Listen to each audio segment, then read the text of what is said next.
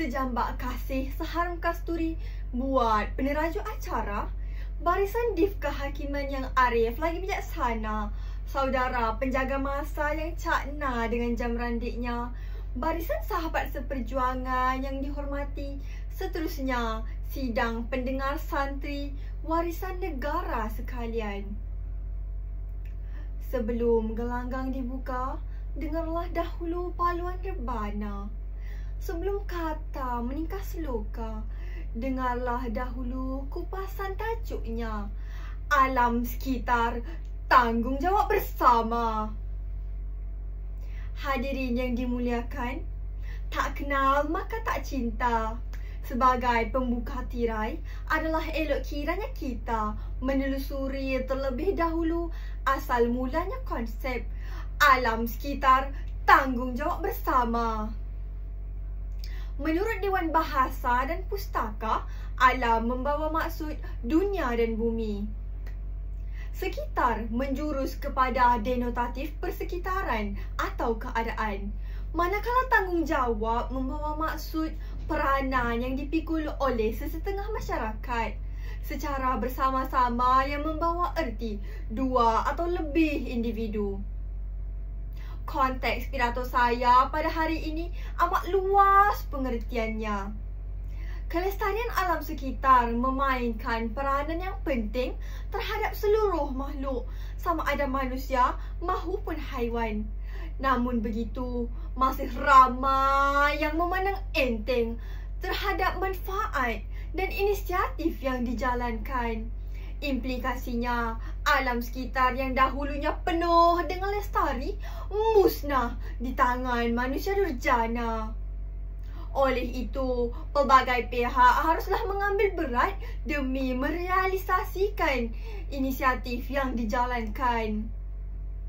Hadirin yang dikasihi, izinkan saya mengutarakan fokus saya yang pertama, iaitu membantras pencemaran sungai dengan menguatkuasakan undang-undang.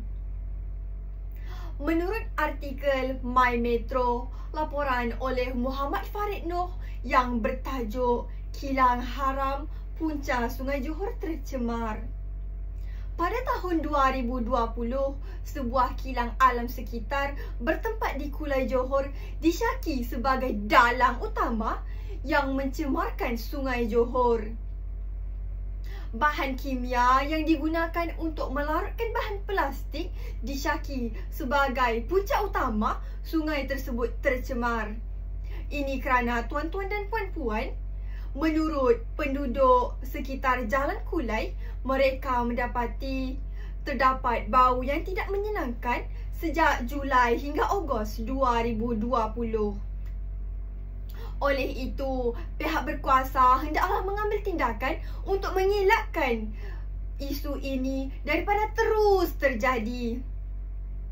Notis kompaun telah dikeluarkan agar pemilik premis tersebut meruntuhkan bangunan tersebut dalam masa 14 hari. Selain itu, terdapat beberapa badan bukan kerajaan yang mengambil tindakan dengan mengeluarkan notis kompaun Akta 172 atas kesalahan menjalankan aktiviti perkilangan tanpa kebenaran Majlis Perbandaran. Menurut pihak berkuasa yang membuat pemantauan berkala, mereka mendapati setelah notis kompaun dikeluarkan, premis tersebut tidak lagi beroperasi. Di sini ingin saya tegaskan bahawa dengan penguatkuasaan undang-undang, kita sebenarnya mampu untuk membantras isu pencemaran sungai. Sidang Dewan yang dimuliakan, fokus saya yang kedua, pengoptimuman penanaman semula tumbuhan demi kelestarian alam sekitar. Menurut kajian sebuah badan bukan kerajaan, NGO Consumers Association of Penang, mereka mendapati pokok berfungsi sebagai pepayung kanopi yang dapat menyerap 90% cahaya matahari. Oleh itu, masyarakat setempat hendaklah berganding bahu demi menjayakan inisiatif ini. Bak kata pepatah, berat sama dipikul, ringan sama dijinjing. Sidang Dewan yang dimuliakan, fokus saya yang ketiga, peranan ibu bapa. Ibu bapa memainkan peranan yang penting dalam mendidik generasi muda. Generasi muda haruslah dididik untuk mencintai dan menghargai alam. Mereka harus sedar bahawa alam sekitar merupakan sekadar pinjaman yang amat berharga.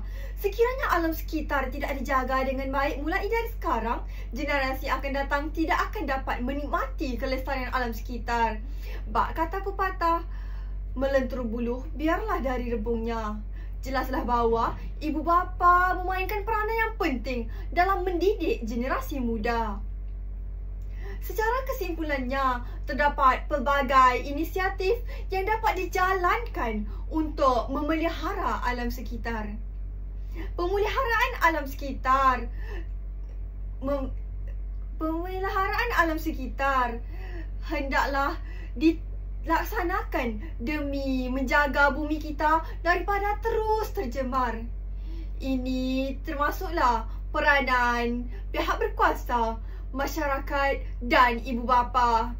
Dengan adanya tanggungjawab dalam memelihara alam sekitar, saya yakin hadirin hadirat sekalian, Malaysia akan terus maju untuk mengorak langkah dan terus berdaya saing dalam menjayakan pelbagai sektor bidang. Sekian, wabillahi taufiq wal hidayah. Wassalamualaikum warahmatullahi wabarakatuh.